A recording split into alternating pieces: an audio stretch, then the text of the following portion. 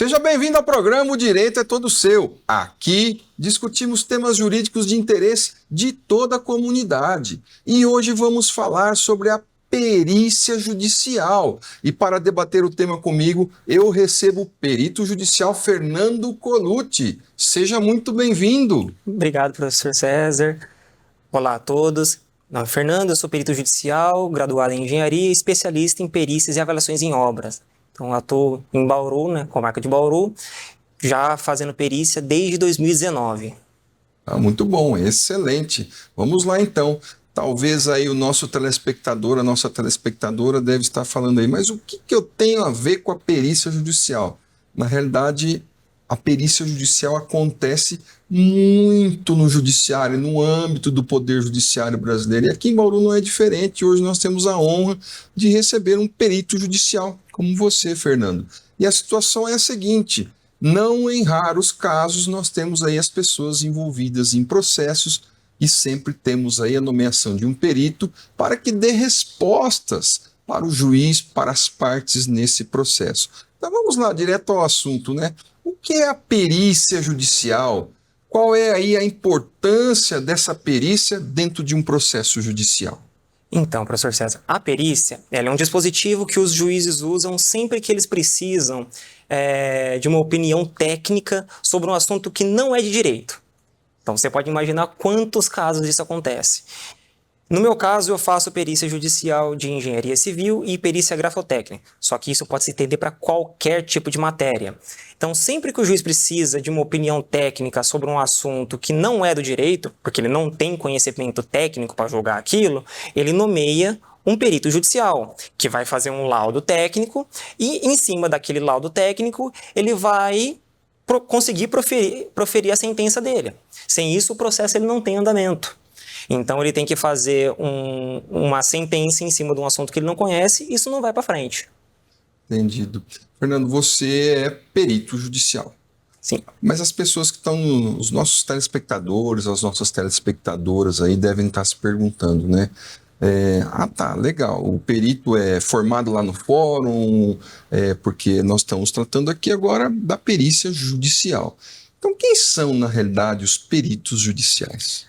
O perito judicial ele é qualquer profissional graduado em alguma área. Então, quem são os peritos judiciais? São engenheiros, são médicos, são contabilistas, são qualquer profissional graduado em alguma formação. Ele necessariamente precisa ser graduado, não precisa obrigatoriamente ter uma especialidade, se tiver melhor, mas ele precisa ser graduado em alguma área. Como eu disse, eu no caso específico, eu sou formado em engenharia civil. Então, eu posso atuar nos casos de engenharia civil. O médico vai atuar dentro da medicina. E assim vai a demanda do judiciário.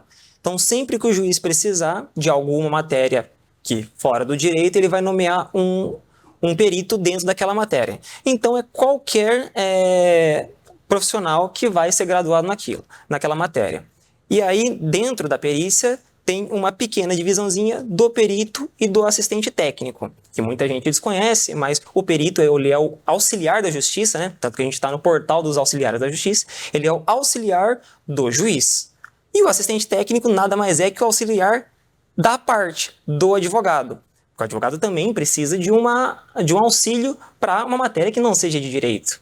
Então, assim como tem o perito para ajudar o juiz, tem o assistente técnico para ajudar o advogado e a parte, sempre formado na matéria que o processo está pedindo.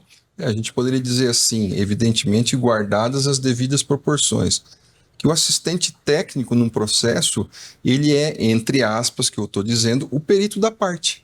Exatamente. Né? Ele é o perito da parte, para auxiliar a parte, ao passo que o perito judicial, como você, auxilia o juiz nas decisões que ele irá tomar ali, né?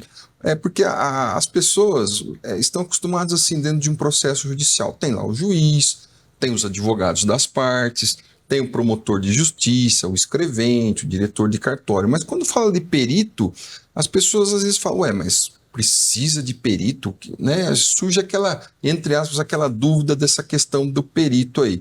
Então a questão é justamente essa, como que vem o perito ali no processo? Ou seja, ele é nomeado ali nos casos? Como que isso funciona? Isso. O perito judicial em específico, ele não é um funcionário diretamente do judiciário. Ele não é um profissional concursado. Ele é nomeado para cada processo pontualmente. Então, assim, eu atuo como perito judicial, mas que nem alguns juristas gostam de dizer, eu não sou um perito. Eu não tenho o cargo de perito. Eu estou perito dentro daquele processo. Eu não posso sair na rua e dar uma carteirada, digamos assim, eu sou perito judicial com formação. Não, porque essa formação não existe. Eu sou perito dentro daquele processo. Então, assim, o perito judicial ele é nomeado para aquele processo. Por isso que muita gente esquece. Às vezes ele não é, porque em muitos processos, obviamente, ele não é necessário. Mas quando ele é de suma importância, porque o processo não anda sem a perícia. Então, o perito judicial, ele aparece em pontos específicos quando ele é necessário, mas quando ele é necessário, o processo não vai andar sem ele, porque o juiz não vai ter como dar seguimento. Isso que você falou é interessante. No caso aqui, como eu atuo como advogado também, a gente vê isso. Se chega num dado momento no processo, se o perito não atuar ali, nada acontece mais no processo. Nada acontece. Não tem como você chegar a conclusão nenhuma dentro de uma determinada perícia, seja ela médica, dentro da engenharia, como é o seu caso, seja lá que tipo de perícia que for.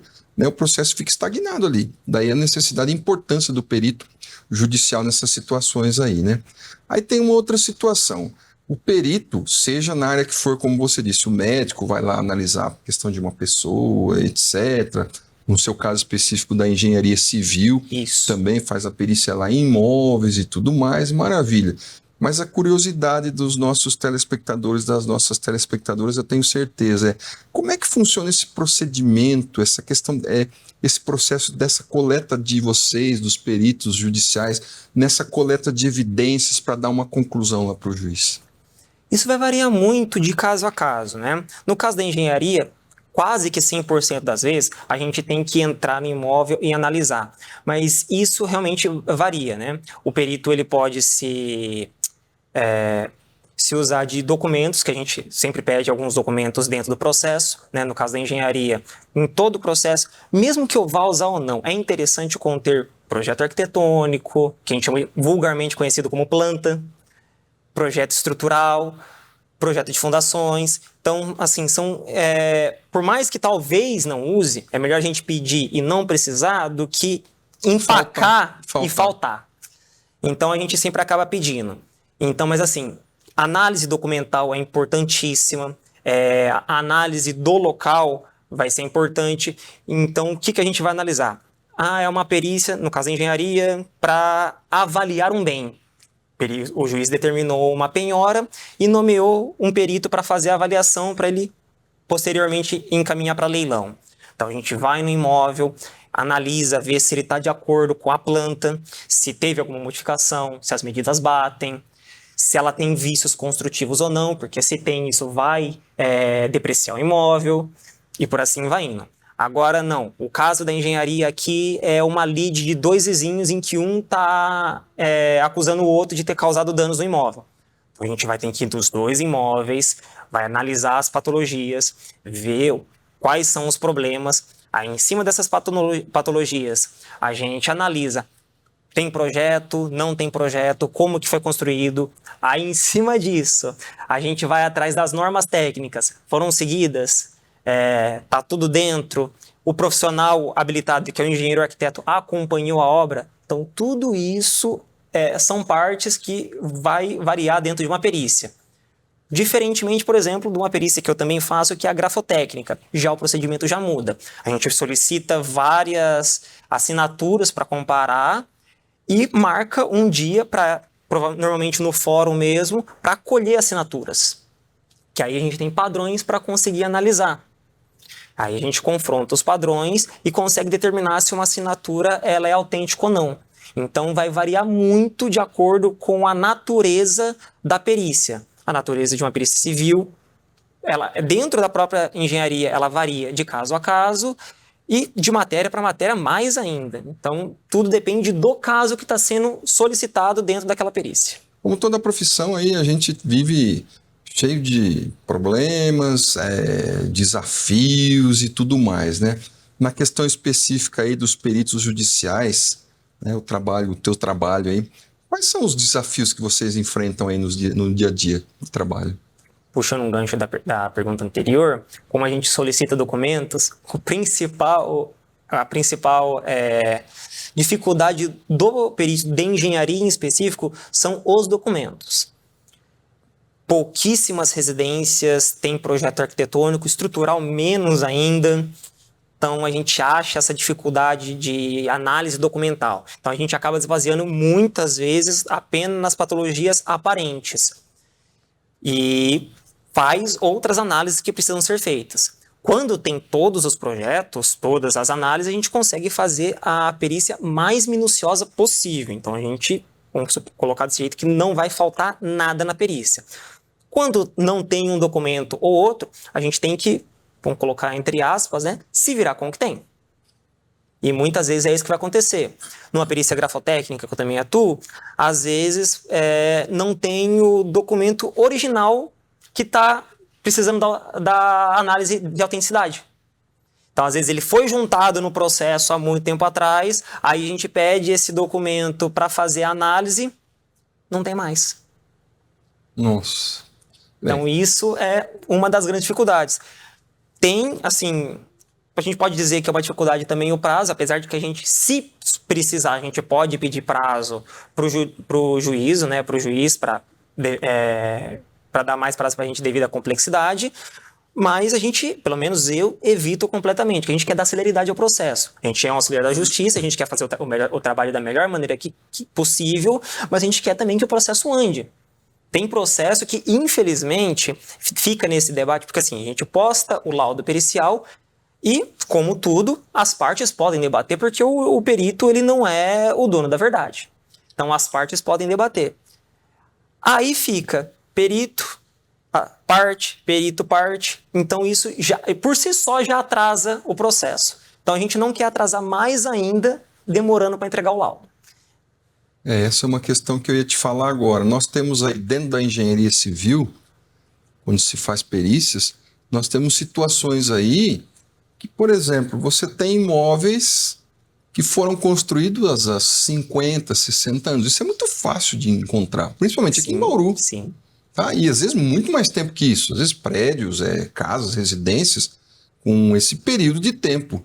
E você chegar para a pessoa, cadê o projeto arquitetônico, a pessoa vai falar, o que é isso, né? Exatamente. A pessoa vai falar, o que é isso? Então, só para frisar, né? Nessas situações, a perícia não se inviabiliza. Como você mesmo disse, a perícia vai ter que ser realizada de uma maneira ou de outra. Se ela não for realizada mediante a análise lá dos documentos, você, por exemplo, como perito da engenharia civil, você vai lá e vai olhar e vai se utilizar de outros critérios e a perícia vai sair, é isso. Exatamente. O que pode acontecer, infelizmente, isso vai causar um atraso no processo, porque a gente precisa de às vezes precisa de algum documento, e se ele não existir, a gente vai ter que elaborar ele do zero. Por exemplo, uma perícia de um galpão, de um lugar maior, às vezes você não tem o projeto, você não sabe o tamanho daquele lugar. Qual que é a solução? Medir. Não tem jeito. Quando é um imóvel pequeno, uma casa, um apartamento, dá para o perito tranquilamente medir no local. Isso não inviabiliza de maneira nenhuma. Agora, quando é um imóvel muito grande, que às vezes acontece, né? Uma perícia, você pegar uma empresa que foi penhorada para avaliar, um complexo grande, aí você precisa de algumas outras artimanhas.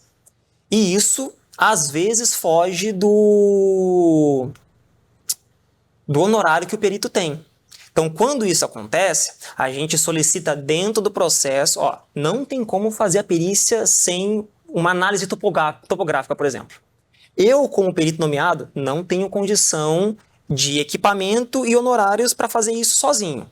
Então, eu estou apresentando ao juízo Pode ser, eu gosto de colocar no mínimo 3, mas pode ser mais. 3 orçamentos de empresas diferentes que as partes vão ter que arcar para a gente conseguir dar procedência. Porque sem isso aqui, infelizmente, não tem como. Então, assim, a perícia ela não se inviabiliza por falta de um documento ou de outro. Mas se aquilo é realmente necessário, a gente vai ter que produzir ele do zero dentro do processo. O que acontece é que o processo aí vai se tornar ainda mais lento. Exatamente, né? E mais caro. Mais lento, mais caro para as partes, porque evidentemente quem está pagando são as partes porque querem uma solução disso daí. Sim. Bem, nós temos mais perguntas interessantes, mais coisa para debater aqui, mas nós vamos para um rápido intervalo e voltamos já já, não saia daí.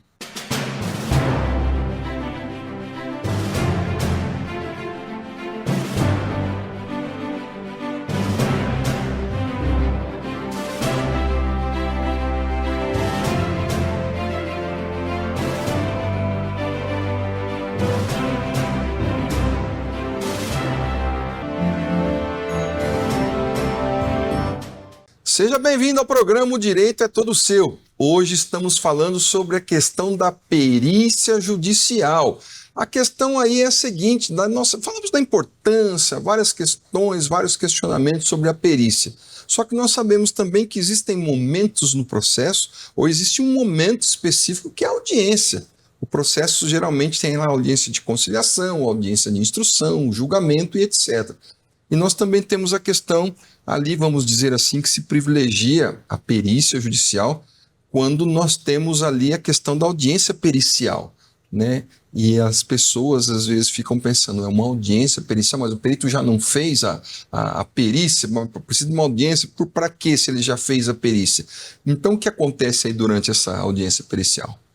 A audiência pericial ela acontece quando o processo, né, o laudo pericial, ele é muito complexo. Então, às vezes, o perito ele faz o laudo pericial, a gente tenta fazer o laudo pericial da maneira mais clara possível, mas nem sempre isso é viável, porque tem termos técnicos de cada área. Depois que a gente posta o laudo, as partes podem arguir o perito sobre quesitos e dúvidas. Quando esses quesitos começam a ficar excessivos demais e no processo o juiz vê que isso não está andando, o perito está respondendo, mas as dúvidas não estão sendo sanadas, isso pode ser trazido para uma audiência para onde verbalmente é um pouco mais fácil da gente explicar. Então a gente faz a audiência onde as partes vão perguntar aos peritos tudo que eles têm e querem perguntar sobre aquele laudo pericial. Então nada mais é que uma audiência para tirar todas as dúvidas possíveis sobre o laudo pericial. É uma audiência de esclarecimento. Basicamente uma audiência de esclarecimento. De uma forma oral, verbal. Exatamente. Isso, obviamente, fica com todos os registros dentro do processo, mas ali o que está com muita dificuldade de ser explicada pelo escrito através do processo fica um pouco mais claro. Maravilha. Uma outra questão nós sabemos aí, né? Agora eu vou dizer na qualidade de advogado. O advogado ele atua em várias situações no processo, ele contesta, ele faz impugnações e um monte de coisa, né? E às vezes vem ali uma perícia realizada, evidentemente, pelo perito judicial. E as partes ali envolvidas, ou uma das partes, vamos assim imaginar, no meu exemplo aqui, ela pode querer contestar essa perícia judicial. Ela disse, vamos imaginar um valor, né? Vamos imaginar, foi feita uma perícia para se levantar o valor de um imóvel. E a parte não concorda, fala, não, meu imóvel vale mais. Um exemplo. Sim, dessa acontece forma aí. muito. Acontece demais, exato. Aí, para o nosso público entender aí melhor, como é que essas partes envolvidas vão fazer a contestação dessa perícia, desse meu exemplo? Certo. Nesse exemplo que você acabou de falar, isso realmente acontece muito, né? Como que as partes podem fazer para contestar essa perícia?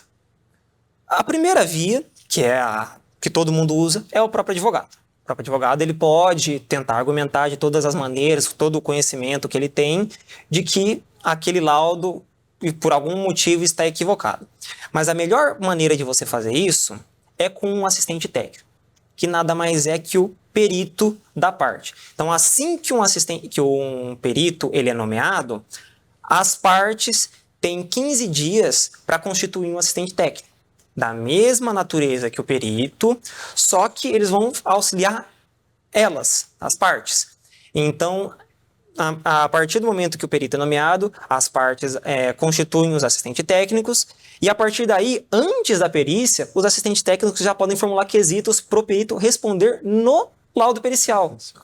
Então, assim, se tem alguma dúvida ou algum item que o advogado ou assistente técnico queira levantar para ficar claro para o juiz, já no laudo pericial, logo de cara, o assistente técnico ele consegue fazer isso através dos quesitos. Então, o perito ele faz o laudo, tem a conclusão dele e, obrigatoriamente, ele tem que responder os quesitos das partes. A partir daí, o laudo ele é juntado nos autos e, se alguma parte o contesta ou não, por meio do assistente técnico, eles vão ter base técnica para contestar aquilo ou não. Se o perito errou em algum item, se faltou alguma coisa. Então, como o assistente técnico é formado na mesma área que o perito, ele tem o conhecimento para verificar se aquilo de fato está certo, de fato não está. E, a partir dessa maneira, é a melhor forma de contestar e de acompanhar uma perícia. Entendi. Fernando, nós temos a questão do processo seguinte. O que as partes esperam, e os advogados também esperam, é que nós tenhamos ali no processo um juiz que seja imparcial. Ele vai analisar, vai aplicar ali a jurisprudência, a legislação, vai analisar a perícia e vai decidir de acordo com tudo isso daí. Sim. Agora, se o perito judicial ele é um auxiliar do juízo, e o juiz também, o juiz pessoa física, ele deve ser imparcial, como que a gente pode também falar em garantias de imparcialidade do perito judicial? Bom, o perito judicial, da mesma maneira que a gente quer que o juiz seja imparcial, o perito ele obrigatoriamente segue todas as normas de imparcialidade do juiz. Então, um perito ele vai cair dentro dos artigos de suspeição e de impedimento. Então, sempre que um perito perceber que dentro daquele processo que ele foi nomeado, ele cai dentro da suspeição ou do impedimento, ele obrigatoriamente tem que informar o juízo. Se ele não fizer isso, imaginamos um caso onde isso aconteça, o perito viu, não falou nada, continuou porque ele quis receber e o processo rolou. O que acontece? Foi honorários do perito, foram os honorários do assistente técnico, foram os honorários do advogado. Só que aí ele não estava apto para exercer esse cargo. Então ele pode sim levar multa do juízo, ele pode ficar impedido de atuar como perito judicial. Então é uma grande responsabilidade que nós temos que tem que ser seguida. Eu mesmo já tive situações onde eu olhei e falei, não, eu conheço essa parte, ou eu já trabalhei para essa parte dentro do período especificado, que se não me engano é de 5 anos, eu não posso atuar. E eram bons processos, mas eu, como ética, com uma imparcialidade que eu preciso ter, eu aviso isso, não posso. Agradeço a nomeação, mas infelizmente nesse caso eu não posso atuar, porque eu me encontro em suspeição ou impedimento e eu vou ficar em possibilidade de exercer esse cargo. É isso aí. Tudo tem os seus percalços. E tudo também nessa vida tem o seu preço, né? Tudo tem o seu preço. Todo trabalho tem seu preço, né? Seja o trabalho que for, tem o preço, a retribuição pelo trabalho prestado. E por que eu estou dizendo isso? Porque a perícia judicial, pelo que nós estamos dizendo aqui, as telespectadoras, nossos telespectadores já perceberam. A perícia judicial é um trabalho como qualquer um outro. E um trabalho como qualquer outro deve ser remunerado. Sim, né? Tem que ser remunerado. E como é que fica essa questão dos custos dentro de um processo associados aí à perícia judicial? Certo. Os custos dentro de uma perícia, ele vai ser dividido em assistência gratuita e não assistência gratuita. Se a parte é beneficiária da assistência gratuita, quem vai arcar com o valor dos honorários é a Defensoria Pública. Então, esse é um valor que já vem da assistência judiciária gratuita para o perito e ele apenas aceita o encargo ou não. Agora, quando a perícia a parte não é beneficiária da justiça gratuita, ela deve arcar com o custo da perícia. Se a parte solicitou a perícia, normalmente ela arca com 100% dela. Agora, se o juízo acha que ele precisa de uma perícia e ninguém pediu, mas o juiz precisa da perícia e ele determinou a perícia para dar continuidade no processo, então as partes vão arcar com 50% cada um. Aí o perito ele é nomeado e intimado a encaminhar uma proposta de honorários periciais. Então o próprio perito vai informar, ó, eu vou gastar tantas horas de trabalho, eu vou precisar de tantos equipamentos, e eu vou fazer tantas análises, então a minha perícia para esse caso vai ser um valor X. Então o próprio perito vai informar as partes quanto que ele vai querer receber naquele processo. Nós vemos aí questões envolvendo perícias, não só a questão da sua área, que é a perícia dentro da engenharia civil, mas, por exemplo, os nossos telespectadores aqui, nossas telespectadoras, isso é comum. Vou falar de algumas situações. A gente está lá assistindo a televisão, de repente aparece lá. Foi determinada a perícia no caso, por exemplo, que infelizmente acontece, uma criança cai de um prédio, né? Aí vai fazer a perícia para tentar analisar as circunstâncias que aquela criança. Ou teve lá, vamos imaginar, uma pessoa famosa, um artista, sofreu um acidente e nós ouvimos falar lá na televisão. Vai ser feita a perícia no processo, etc. Então, dentro dessas situações, eu queria que a gente está chegando no final do programa, que você passasse para nós aí os casos que você tem ciência, aí, dos casos famosos que necessitaram da perícia judicial para a solução. Certo. Na perícia, né? Principalmente, isso realmente acontece muito com o caso de engenharia. Normalmente são alguns que são bastante divulgados. Por quê? Porque a engenharia, ela, diferente do médico, ela trabalha às vezes com muitas vidas. E isso às vezes o pessoal meio que esquece. Alguns casos que aconteceram, você vai lembrar provavelmente da barragem de Brumadinho. Nossa. Como que um juiz determina aonde que está o erro numa situação dessa? Não tem como adivinhar, Não né? tem como adivinhar. Então vai ter que fazer a perícia para ver se a barragem seguiu todas as normas técnicas, se a construção foi feita de maneira correta. Aí depois tem que ver se os dispositivos de segurança estão corretos. Então tudo isso passa por uma análise pericial. Em casos de perícia grafotécnica, que eu também atuo, em casos famosos, às vezes, ela é utilizada para identificar uma assinatura. Foi muito utilizada também nos casos do mensalão, para identificar escritos e cartas se eram de determinadas pessoas.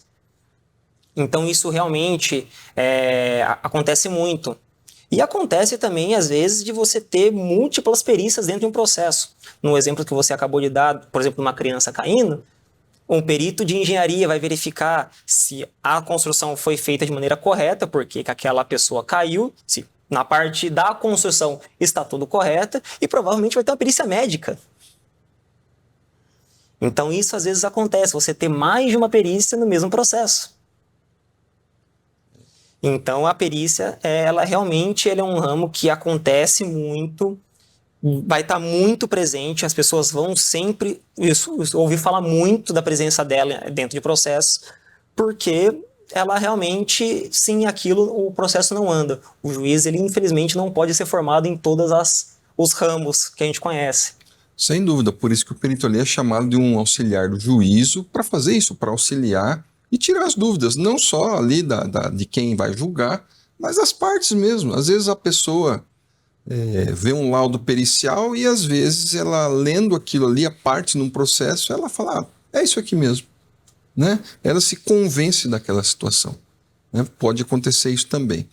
Infelizmente a gente está chegando no final e eu agradeço a sua presença aqui, fica o convite para que você retorne uma outra oportunidade. Agradeço principalmente a você, nosso telespectador, nossa telespectadora, porque o programa é feito para você, pensado em vocês. Muito obrigado e até o próximo.